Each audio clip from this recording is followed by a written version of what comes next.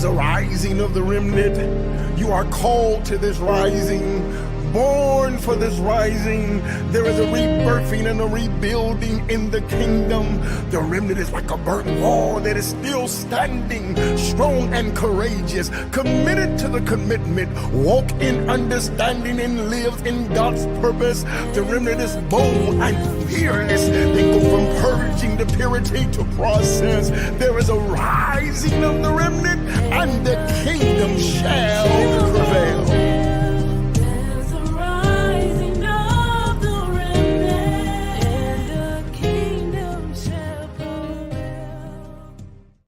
Good morning, everybody. Welcome again to Divine Insight Ministries. I am Apostle Robert Jenkins. It's a Wednesday morning, 6 a.m. Eastern Standard Time, or Central Standard Time, and 7 a.m. Eastern Standard Time. But God bless you. God bless you. I see some marks on my glasses.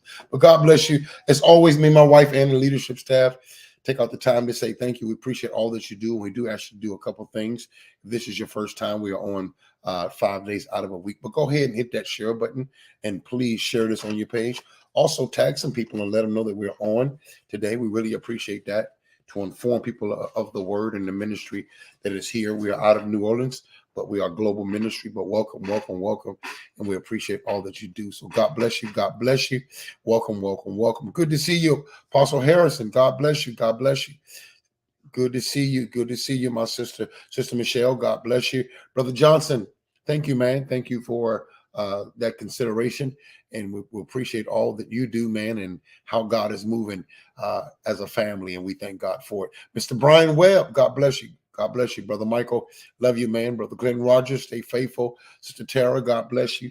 Keep staying in your prayer closet, Sister Tara. Stay in that prayer closet and trust God for the results. Good to see you, Sister Tammy. God bless you.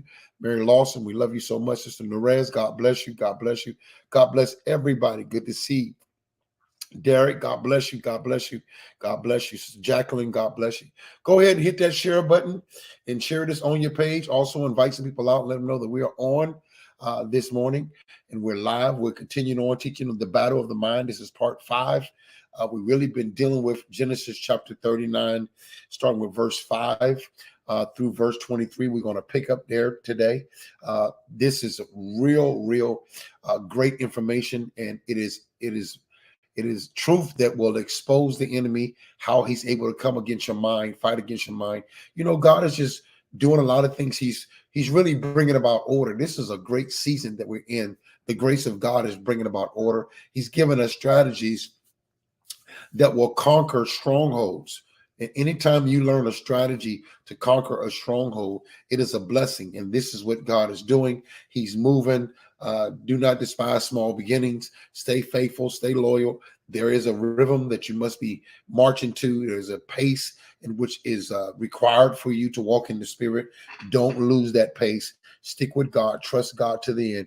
And I'm telling you, you will be able to see great rewards and the power of change in your life, to know that this thing that you believe in, these systems of belief, that they really work. They work for your good. And so that's a blessing. So welcome, everybody. Good to see you, Cindy Moe. God bless you. God bless you. Go ahead again, hit that share button, share this on your page, and invite people out and let them know that we are on live. One of the announcements, we will be in Flint, Michigan on the 24th of this month. We got a couple weeks that we will be there for the marriage conference and Restoration Bethel Ministries under Senior Pastor David and Sister Laverne Rogers. We are excited about that.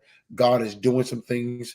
Things are already being broken. When we get to the retreat, it's going to be a major move, because God is already doing some things. I was in prayer last night, and God was even showing me some things that have been broken in the spirit. Things that God is doing. He's just bringing some things in order. There's transitioning taking place. So please meet us. Please get all the information that you need as far as hotel registration, your plane ticket, if you're flying, if you're driving, set it all up. Let's all be together. Let's have fun. It's not just going to be teaching. We're going to laugh. We're going to cry. We're going to have a good time. And I would love for you to be there. I want you to be there. We don't ask for Divine Insight Ministries to have a lot of events, but this is one that I want you to support. If you're not able to be there, you can support it financially, or you can support it through your prayers. But what I love for you to be there, you can help someone else come. You know, I'm not able to come, but if there's someone who want to come, who may have some challenges financially, I want to support a person. That's one thing we want to start doing. Start supporting one another financially to make sure you get where you need to get so you can get what you need to get. Okay. Make sure you get where you need to get so you can get what you need to get. And so that's very key. Good to see you, Prophet Reno. God bless you, Sister Jeremy. God bless you. God bless you. God bless everybody. Brother Kellen. God bless you, Sister Rita. God bless you. God bless you. And so that's the announcement for the 24th. They will be with us in about a week or two. They'll be coming on again on a Monday to talk about that conference. And so we're looking forward to it. Also, our Patreon community, God is adding to that Patreon community. People are signing up. They're growing. I want you to be a part while it's starting at its bottom level. I want you to get in now, okay? It is not expensive at all. It is really convenient for you, and I want you to get in to be a part. We're adding classes. God has given me downloads and different things like that, and it's just an incredible. It's the beginning of our academy. We will have a Divine Insight Academy. It's the beginning of that, and I want you to be a part. I want you to sign up at bottom level and get in and have access to this mysteries, these things that God is sharing with me as a leader, as a pastor, as an apostle. I want you to have that. I want you to grow so we grow together. Okay, as the anointing flows down Aaron's beard, this is the congregation, and you receive the anointing. I want you to be under that submission, under that place, under that covering, so you can receive the anointing and the blessings and the rewards that come under that level of covering. Okay, and so please take heed to that. Let's get ready to go into some points for today. We picked off yesterday. I think we left off at verse 5. If it's possible, Pastor C, take me back there. I want to read it, and then I'll go through the points. I do want to read it. Genesis chapter 39, and we're going to start at verse 5, okay? Talking about the battle of your mind. And I subtitled it, The Covenant Test, or the Character and Covenant Test. When you are being promoted by God, when God wants to do great things in your life, one of the reasons why you in so much battle in your mind is because the enemy knows he has the right to test your character, and he has a right to test your covenant, your commitment to the covenant. He has a right to test those three things. So your commitment, your character, and your covenant. And so we see Joseph being tested in these three areas and how to do that. And it is a real battle of the mind. If you've never been in certain positions in God, you may not know the battle that comes when you finally on the rooftop like David did, when you finally in Potiphar's house and you are in charge. You don't understand the things that come to you because of what God wants to do through you. The things that come to you, the thought process, the temptations, the invitations that come to you because of what God wants to do through you. If you can, is that possible, Pastor C, to take us back? Genesis, thank you, man of God. So I want to start reading at verse 5. I'm going to read probably up to verse 7, and then I'm going to give you, we're really going to have some great conversations and talk today. I'm opening it up for comments and questions and answers today. And so in the comment sections, if you have any questions and answers today, I want to address these areas, because one of the things I got to preach this Sunday, I believe so. And one of the things that I'm really stressing, what God is stressing to me as a leader, is how to overcome strongholds, how to really become victorious, not celebrate some moment, but it's really not delivered. We don't want to be slightly healed. Okay. We don't want to be slightly healed. We want to dig up everything that's been buried that's still alive. And we want to expose it to the sun so that we can walk in full deliverance. This is the reigning of the remnant. It's important that we not just rising, but we're reigning, that your life is signifying the reigning of God's blessings upon your life. Watch this. Okay, here's verse 5. And it came to pass from the time that he had made him overseer in his house. It came to pass from the time that he had made him overseer in his house. It is very good, and it's something that I teach all the time, that every man and woman should have at least 3 diaries: a diary concerning your personal life, a diary concerning your life connected to your family, and the diaries that's connected to your ministry. Okay, 3 diaries. You need to do that, and so you can see how things come to pass in your life and how you are able to understand God. We're always building a relationship with God. When you have a best friend and you say, why y'all best friends? Well, we've been building history together. We've walked together. We fell together. I was with him when his wife first got pregnant. I was there when he lost his first car. We built a history together. And so you need to have a diary of the history that you and God has walked in. And the reason why that's important, because many times you can trace the pattern of the stronghold because it keeps coming to pass. This keeps showing up. When I got delivered from depression, I struggled with depression for about 25, 30 years of my life. But one of the ways that God was able to help me get free from it is that I started noticing the pattern when that particular stronghold would show up in my life. I started noticing that it was always around October or November, around Christmas time, getting close to Christmas, that my depression had a heavier weight to it. It was always around November and December that usually I was not connected to a church, or I wasn't preaching, or I wasn't playing. And I started noticing the patterns in my life that usually that's when breakup season would happen for me. That's when marriage wouldn't do good for me. It was around that time. And so because I had a diary, and I was noticing as my diary, when I would look back, that here I'm writing the same pain. I'm making the same complaints, and I was able to see it in writing. And so I was able to locate, okay, why does it visit me in this season? Why does it come? And so why is it coming to pass now? And this is so important that you recognize it so you can identify it and know this is where it started from. This is the root of it.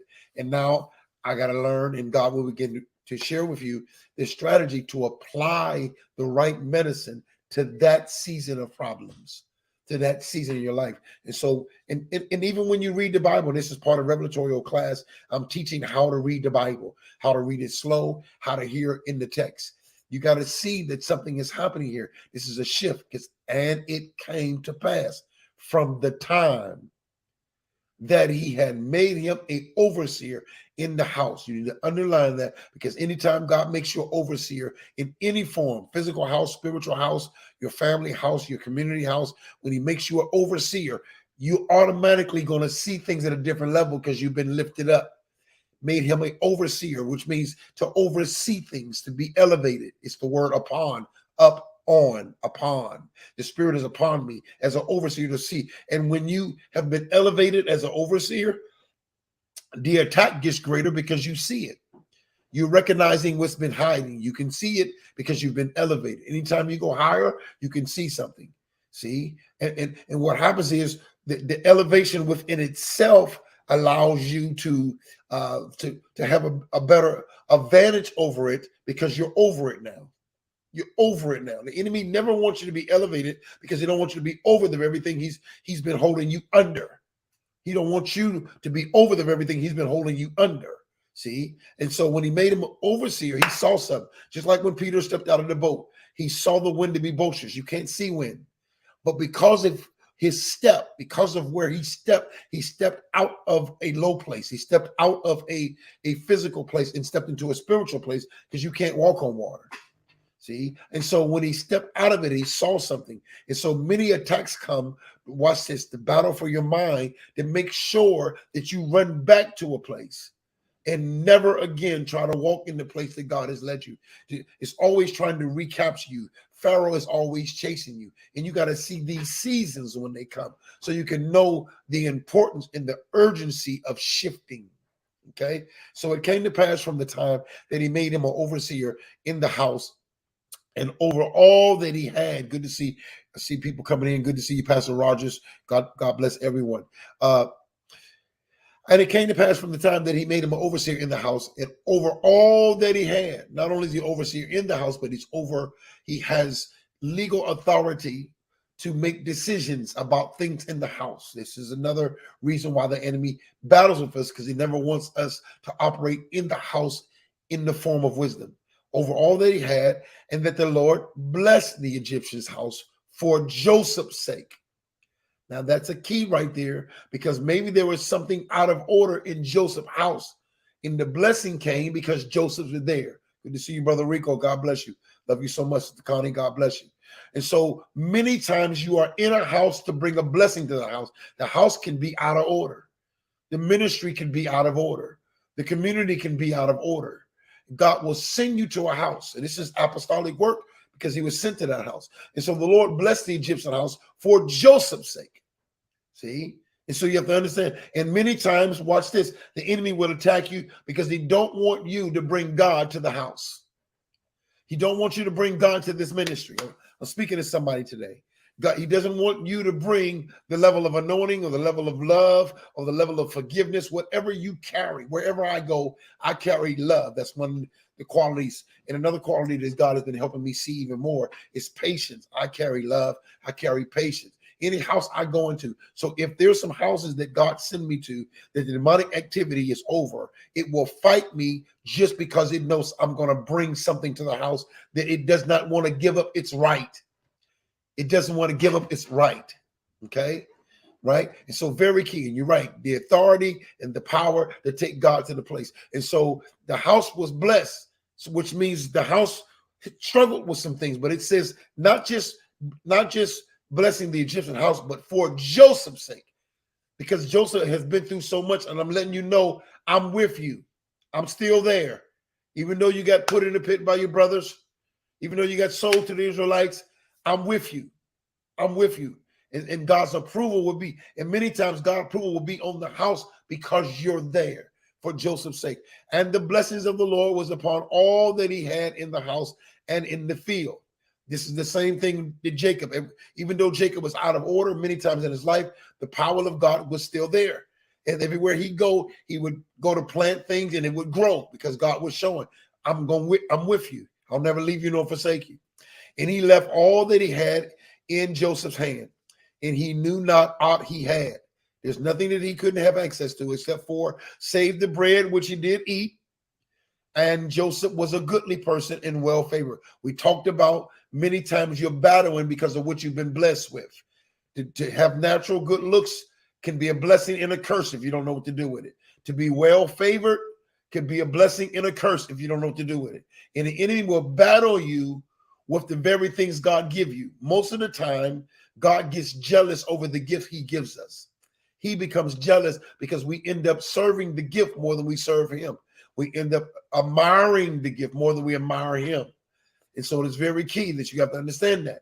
See, Lucifer became prideful because he looked within and saw himself, and he thought because of what God gave him, he was bigger and better than God.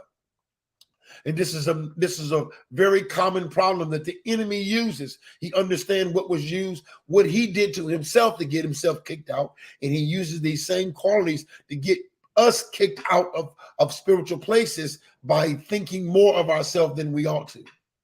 See? And so you have to understand that. You have to know what to do with your favor. You got to know what to do with it. And the enemy will attack you. The minute that your favor is known, he's going to let it be known that I see it and I'm going to destroy it. And he loves to destroy great people publicly so that everybody else lives under that fear. People have a fear of falling so they won't preach. They have a fear of being hurt so they won't get married.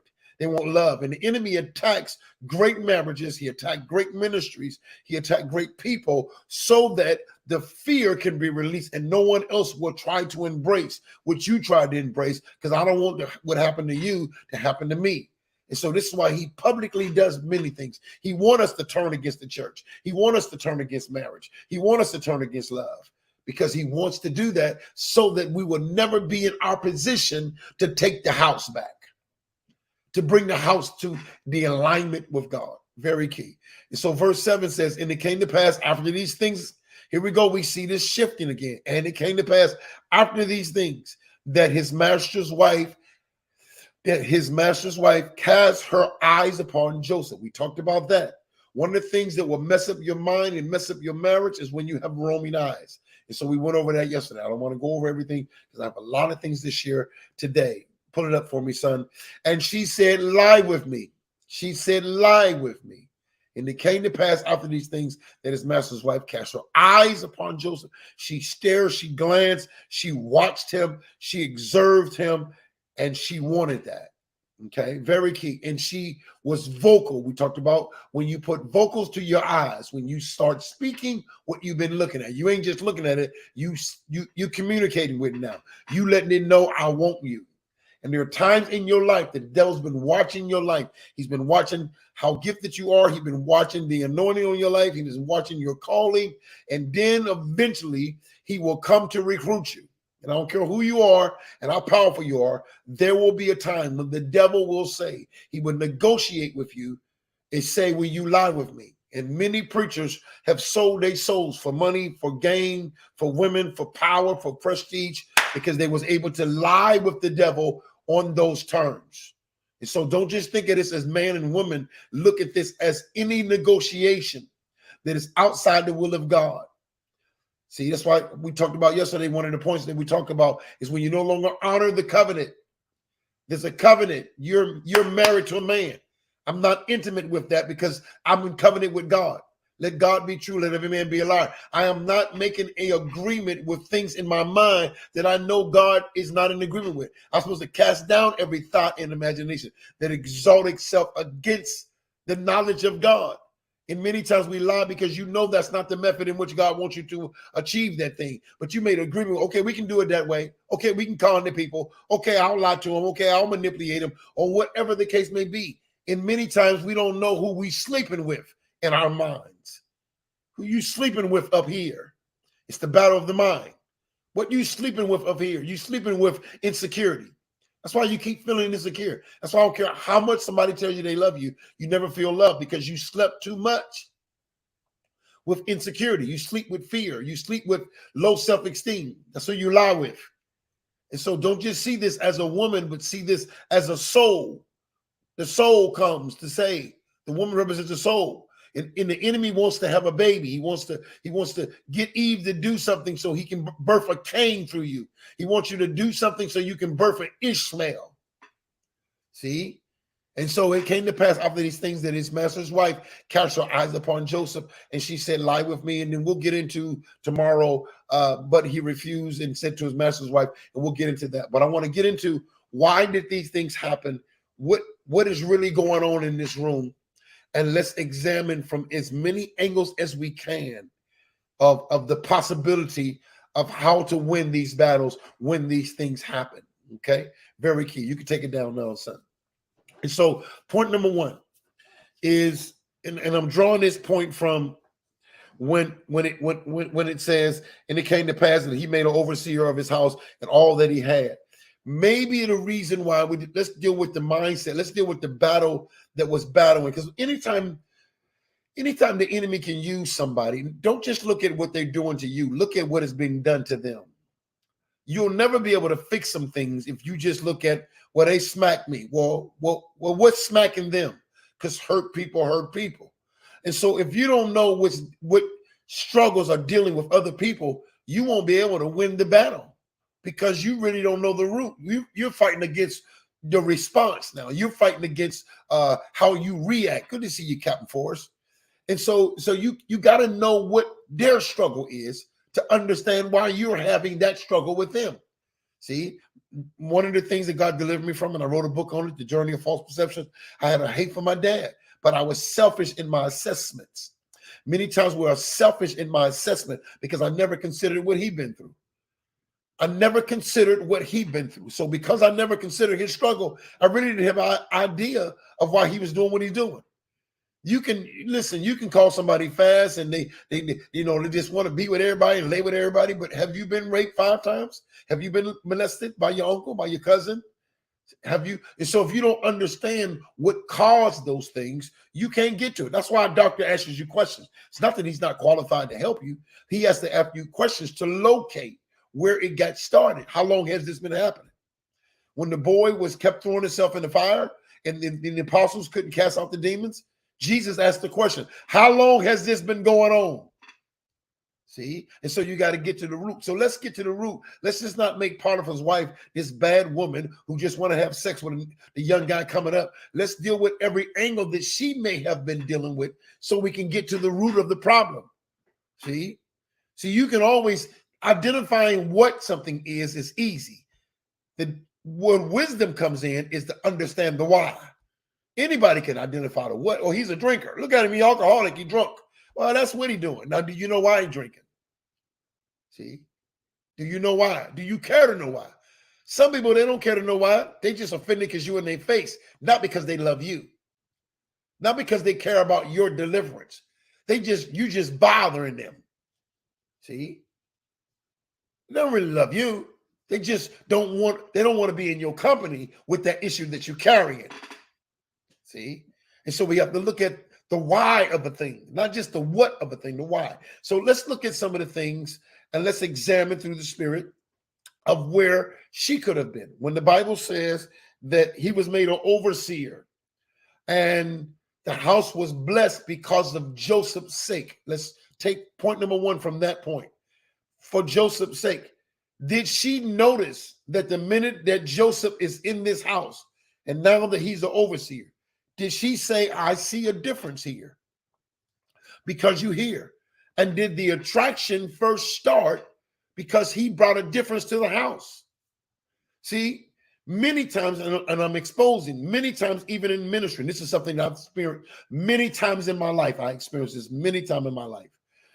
That when God would send me to churches, women, and sometimes we hate to say it, but men, because we know that people struggle with homosexuality. We know people struggle with lesbian. So sometimes you have a woman that has a soul tie with another woman. Sometimes you have a man that's in soul tie with another man. And so it's not always male and female. Okay.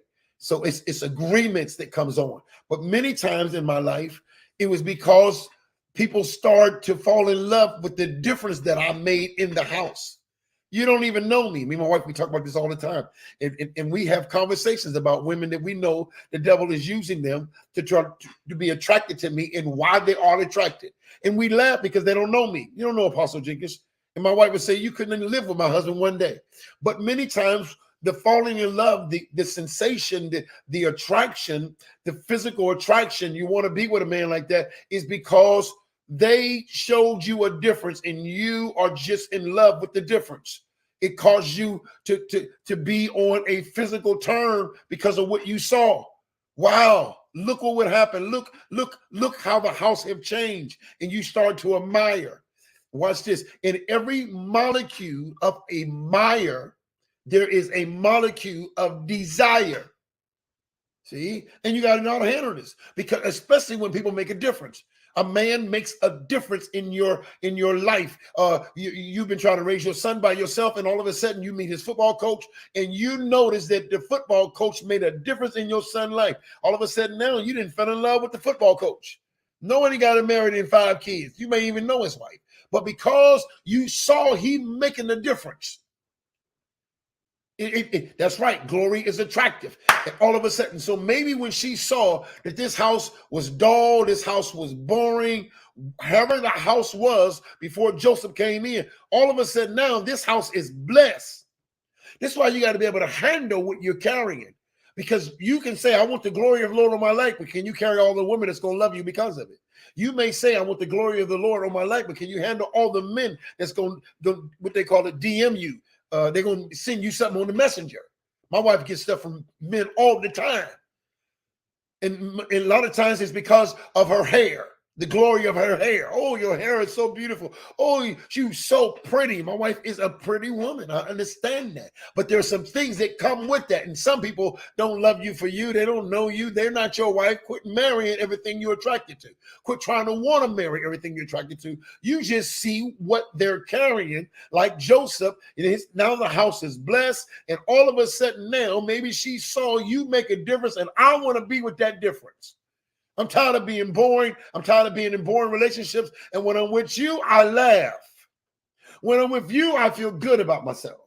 When I'm with you, and most people will end up sleeping with their ministry. They'll end up sleeping with them. You got a lot of pastors, they got blood on their head because you slept with the sheep. You slept with the sheep. See? Because of this thing, the battle of your mind. And these things go on because you made a difference, and you will make a difference. And it's hard not to like something, or you got to know, you got to have wisdom, you got to be mature to know that I'm just thankful for the change that came, But that don't make surprise of the people who claim people are their husband. You just like them because they make a difference in your life.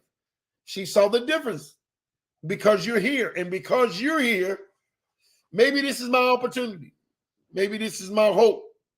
You'd be surprised in this, and we keeping it real. A lot of times when people see me, and I'm using me for example, put me on the cross. A lot of times when they see me, they see the man they always wanted for their kids. They see the man that they always wanted in their own life.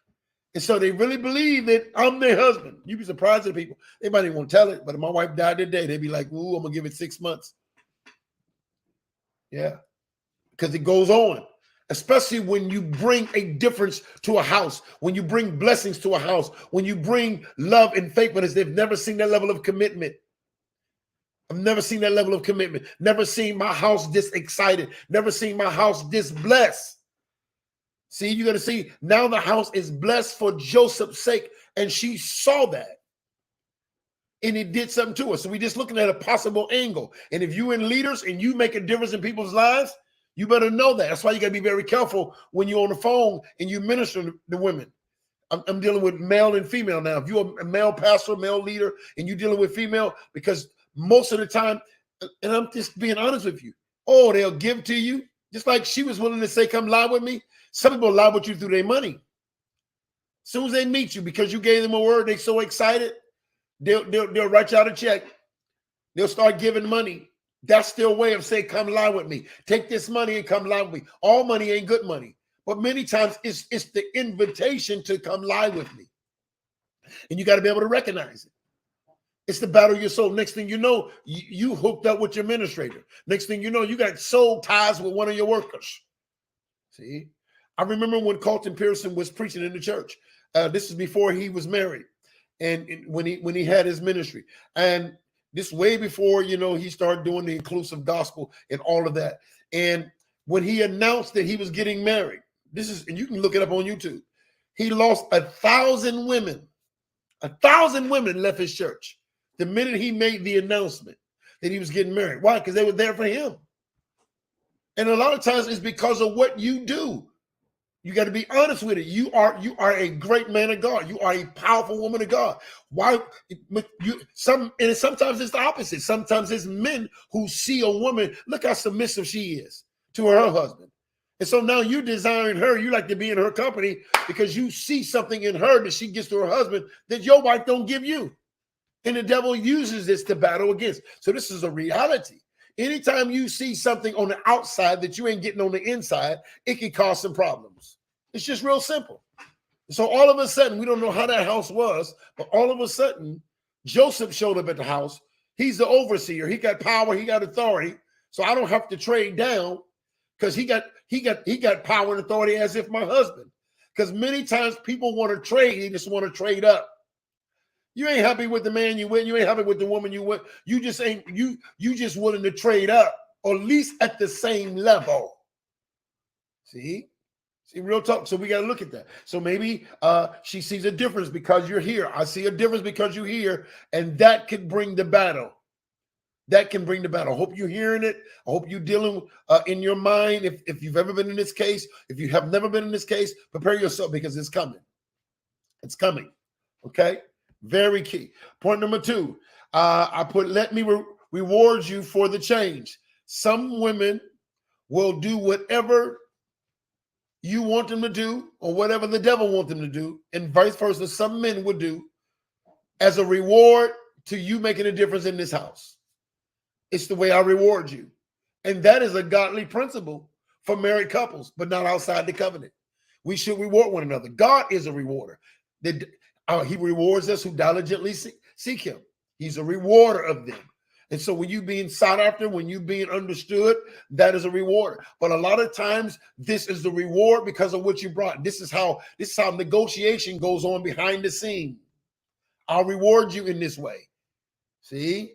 Because you made a change in my life. So how can I reward you, Pastor? Apostle, how can I reward you?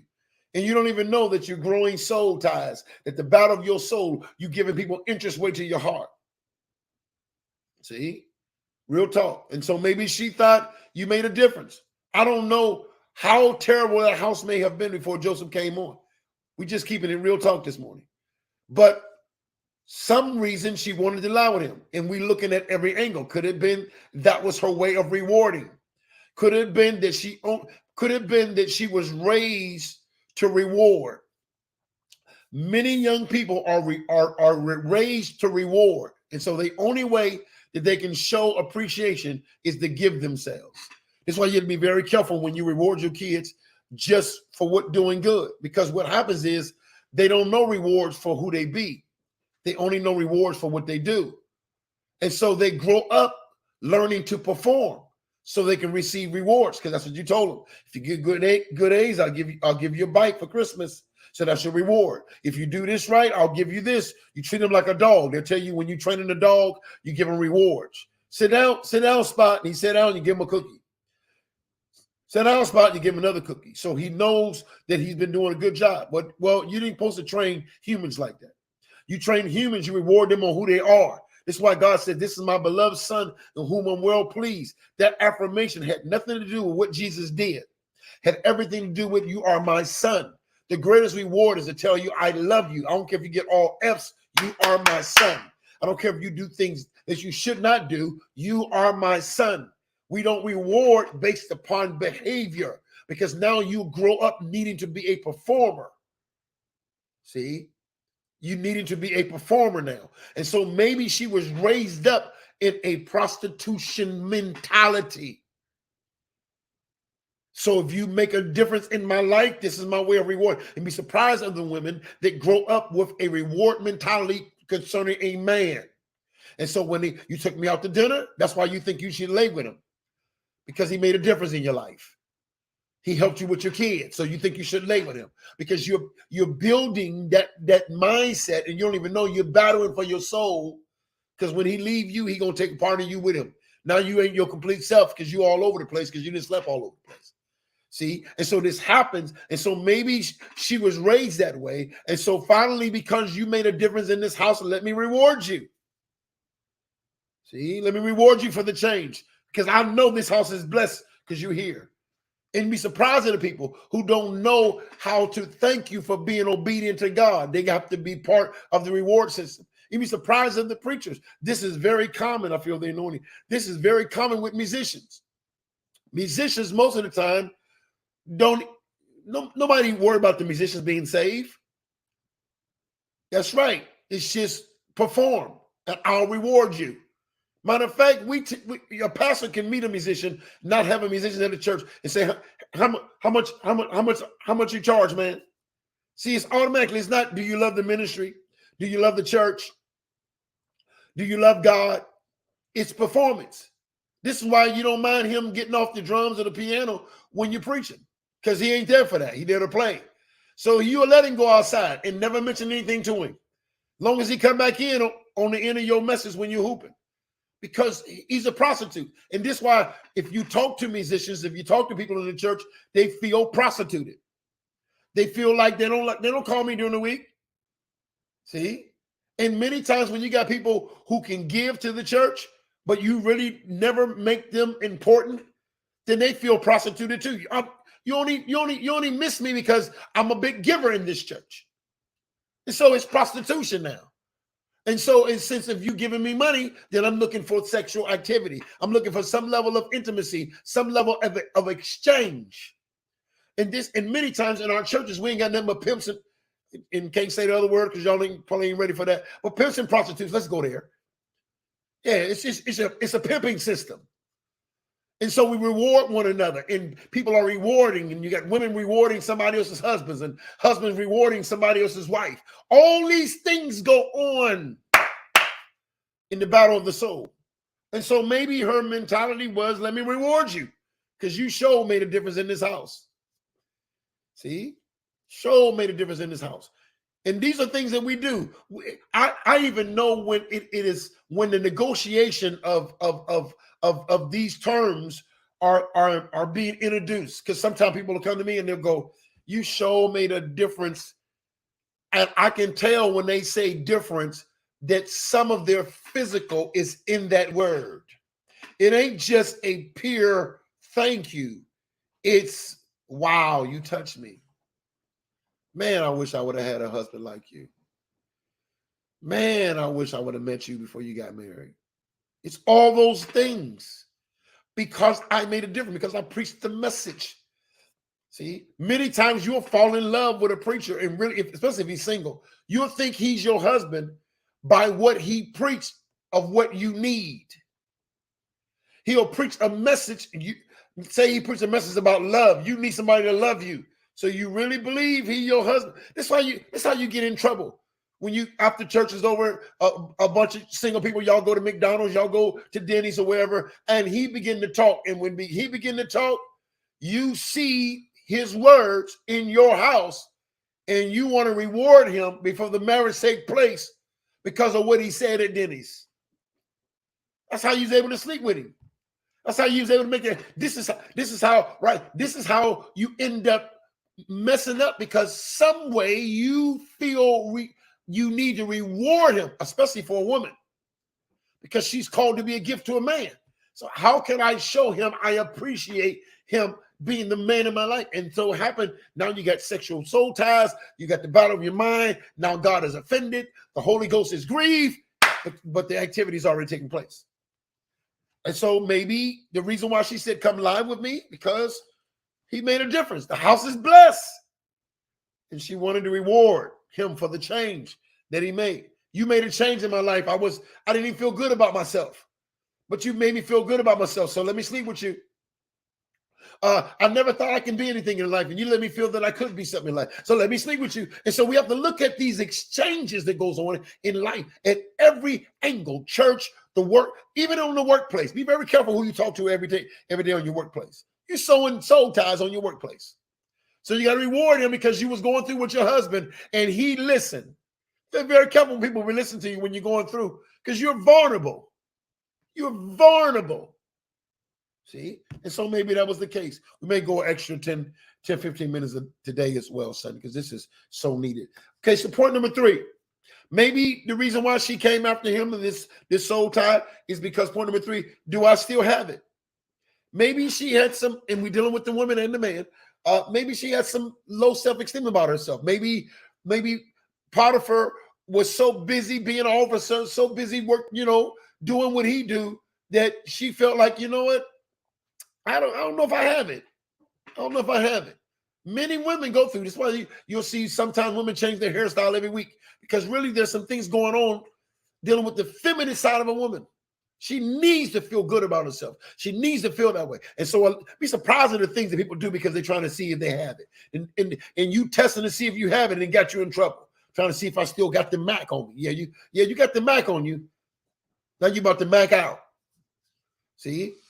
But you're testing because there's some voices that are speaking to you that you're not honest about. You're not dealing with it within yourself. And so you'll end up doing some things. You know, when somebody, you 60 years old and you're dressing like you're 18, you're trying to see if you still have it. That's why I don't cut my beard. I have friends tell me, man, won't you dye your stuff? I don't need to dye this. My wife loves me for who I am. I love me for who I am. And the gray don't define me. It's a way to express me, but it don't define me. But I don't need to do certain things to see if I still have it.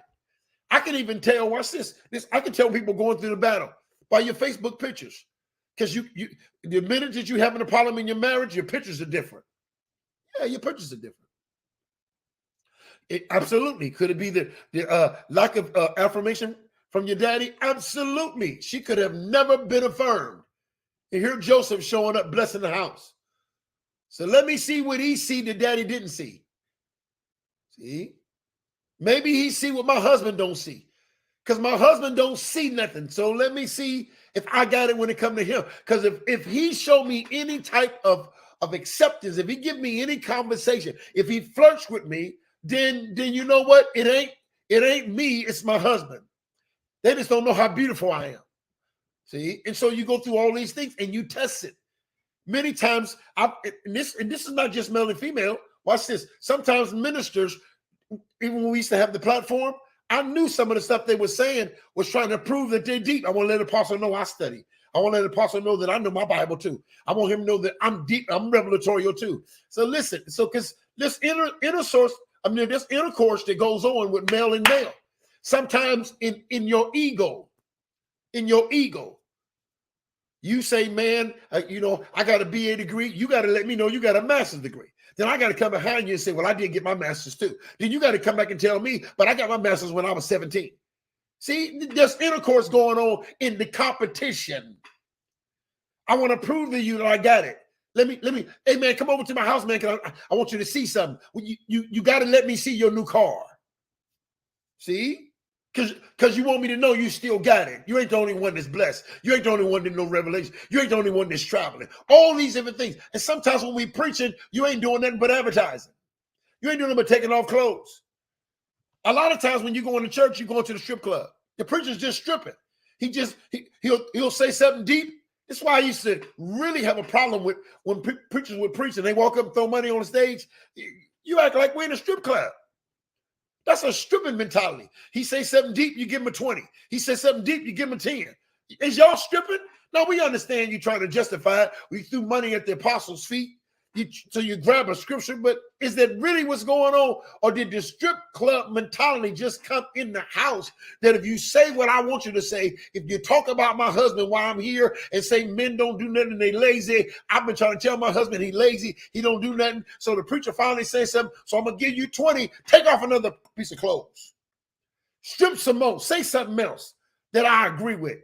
And if you show me what I want to see, I'll give you a big offering. I'll tithe extra this week. Oh, it ain't nothing but stripping. It's stripping. See, do I still have it? See, do I still have it? And so these things are the battles of the soul that bring about many things. And we got to look at it. So we look at it. Was it because she saw that he made a difference? Is it because she wanted to reward him? Did she come to him because she didn't know if she, and let me tell you something, ain't nothing worse than you being connected to somebody who make you feel better than what your wife. See, this is something me and my wife, we talk about all the time. I'm trying to tell you, we talk about this all the time. Ain't nobody going to make me feel better than my wife. My wife is my first cheerleader. Many times when I'm preaching, my wife will send me a tithe. She will bless. Why? Because she ain't going to have people sowing to me and she don't sow to me. Because the enemy will mess you up with that. Even your wife don't even give to your ministry. See, no, my wife gives my ministry. My wife is my greatest fan. She taking notes. We talk about the message before the message and sometime after the message. Many times she sit right there with me. Why? Because you ain't bound to make me feel like I don't know if I got it, so I'm looking on the outside for somebody else. You don't let nobody celebrate your husband more than you do. You don't let nobody celebrate your wife more than you do. That's a problem. I'm telling you. Other people's words will find out that they got empty seats and they will say something and sit right in your husband's seat. Now you got seats in his life that belong to you that somebody else is sitting there. Their words are sitting there. See, this is go back to what Brother Allen was saying. This is why a father must tell his daughter, I love you. You are beautiful. Why? For another man won't be able to come along. The first time she heard I'm beautiful, it was tied to a drug dealer. And then you wonder why your daughters is dating drug dealers. Because they said something in a seat that you never spoke into, Daddy. You never spoke to that seat. Well, why you love that? You are everything Apostle Jenkins say you think is right. Because you ain't never spoke to it. Now she letting my words sit in seats that are supposed to be your words.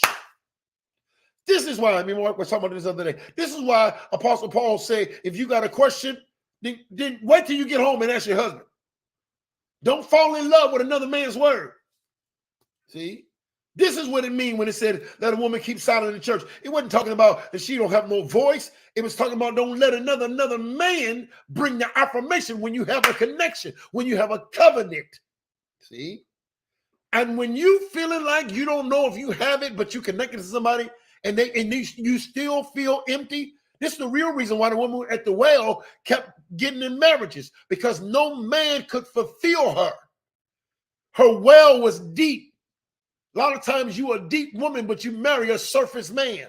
Now other men have to take up the space because you marry somebody who was never equipped to fulfill you. You know they can't speak to you at that level.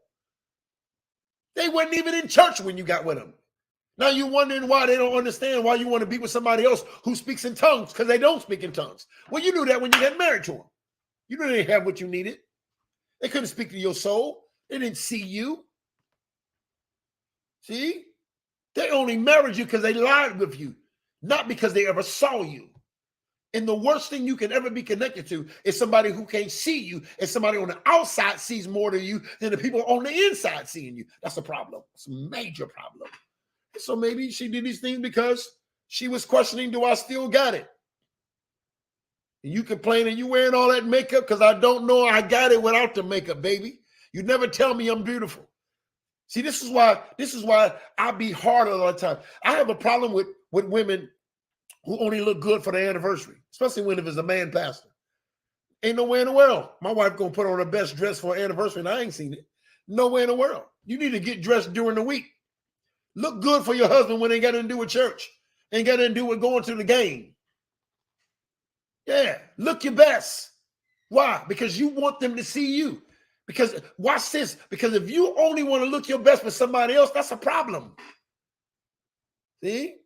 You'd be surprised at the people doing anniversary time come on with brand new stuff, and the husband going, I didn't even know you had that dress. Yeah, this is for the pastor's anniversary.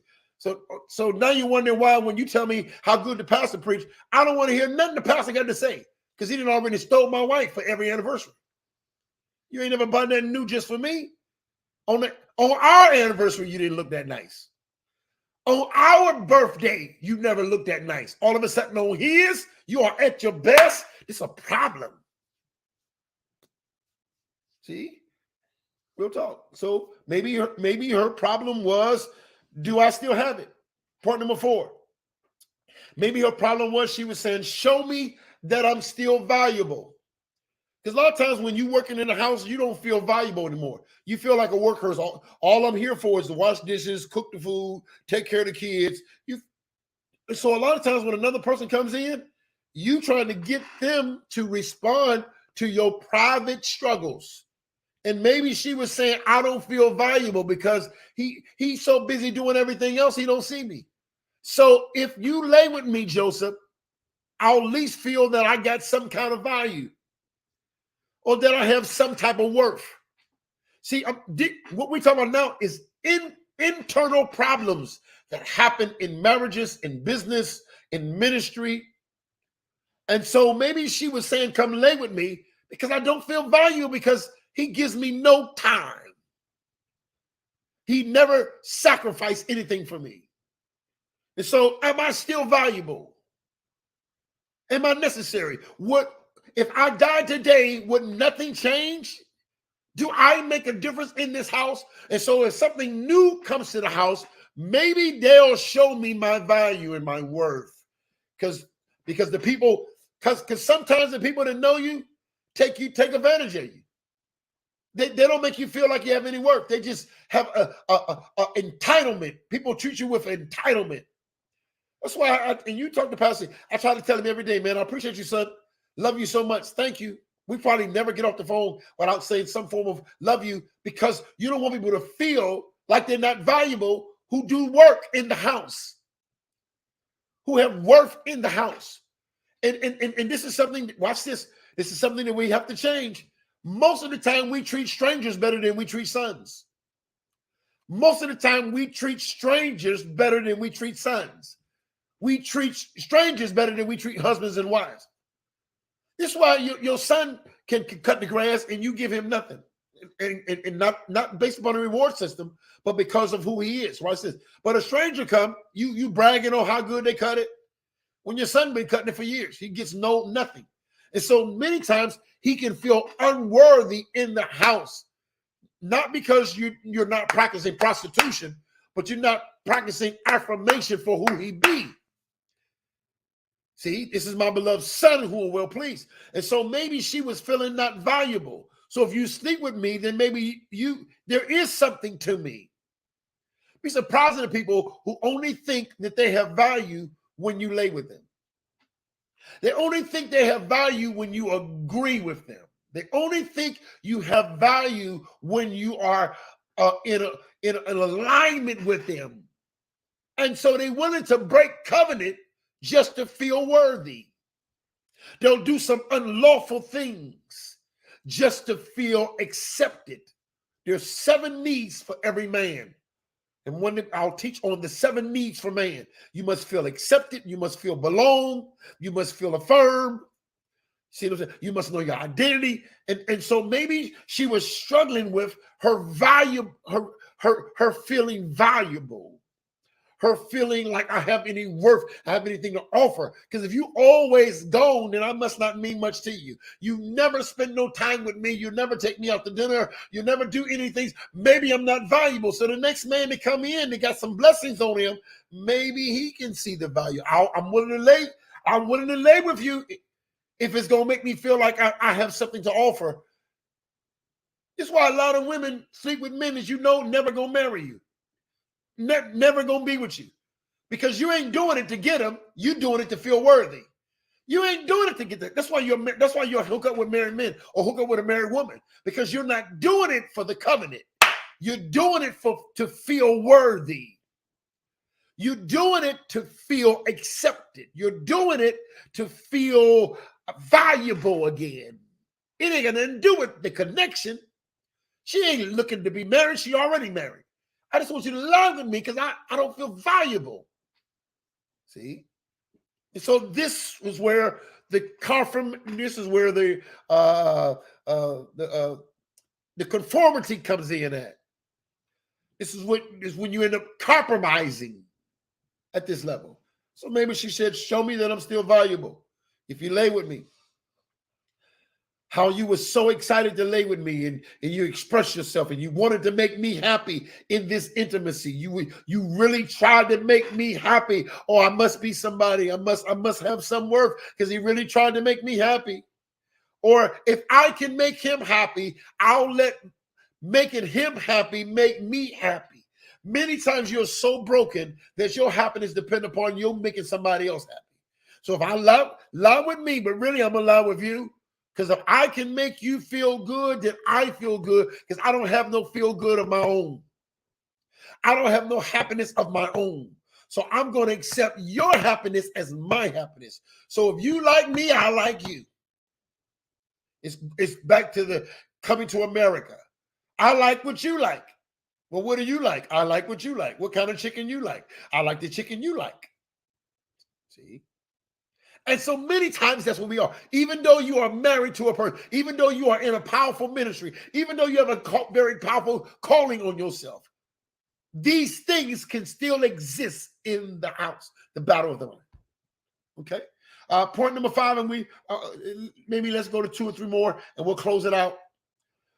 Point number 5: risk everything for me. Maybe she was saying, if I'm valuable, you will put everything on the line for me.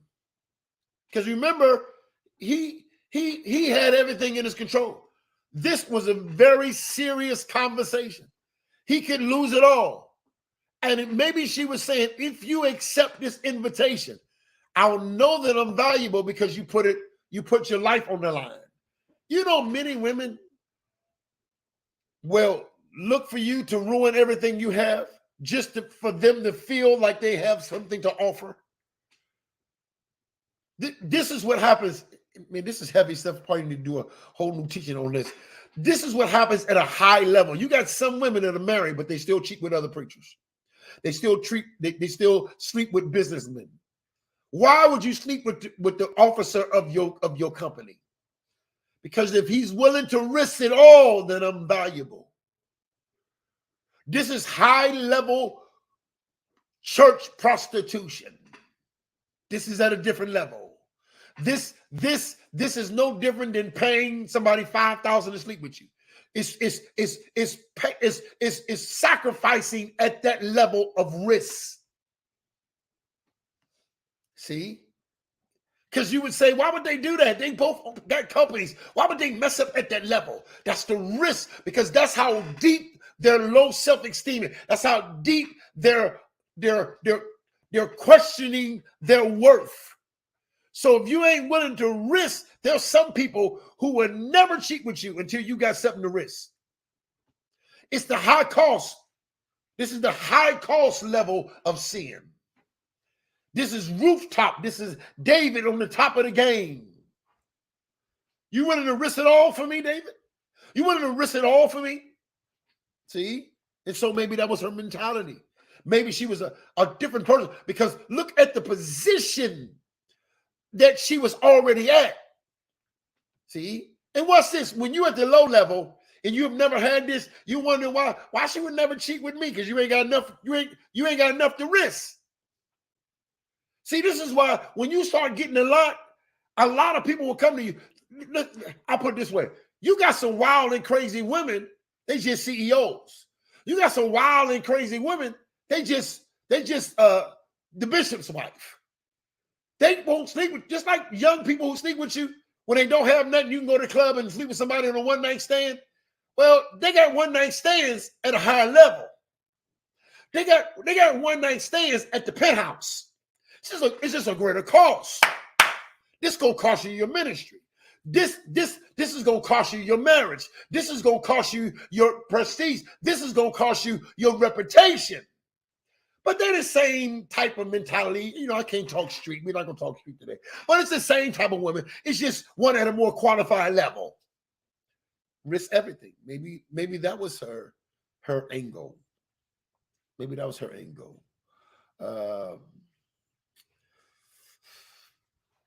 Yeah, let's stop there.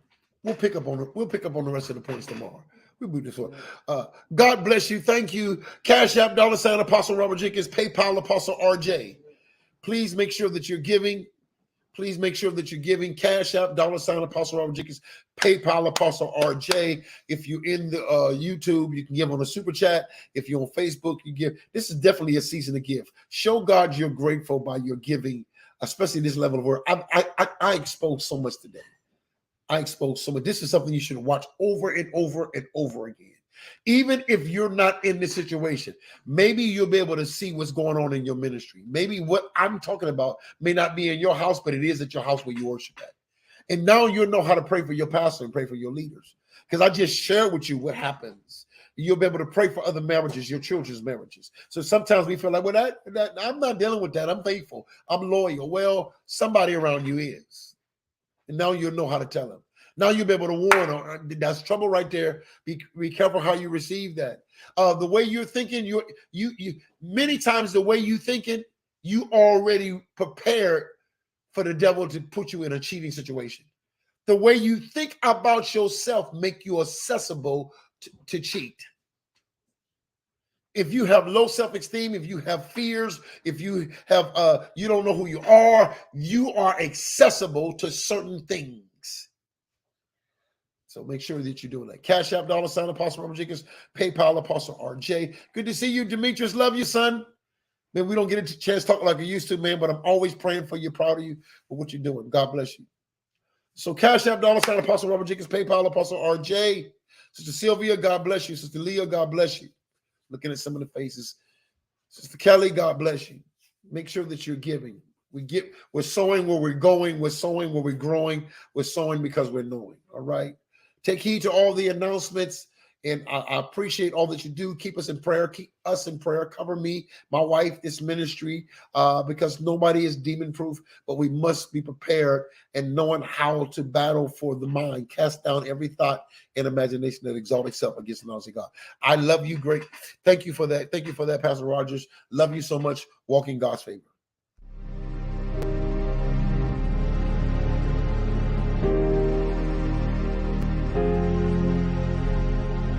There is a rising of the remnant. You are called to this rising, born for this rising. There is a rebirthing and a rebuilding in the kingdom. The remnant is like a burnt wall that is still standing, strong and courageous, committed to the commitment, walk in understanding and live in God's purpose. The remnant is bold and fearless. They go from purging to purity to process. There is a rising of the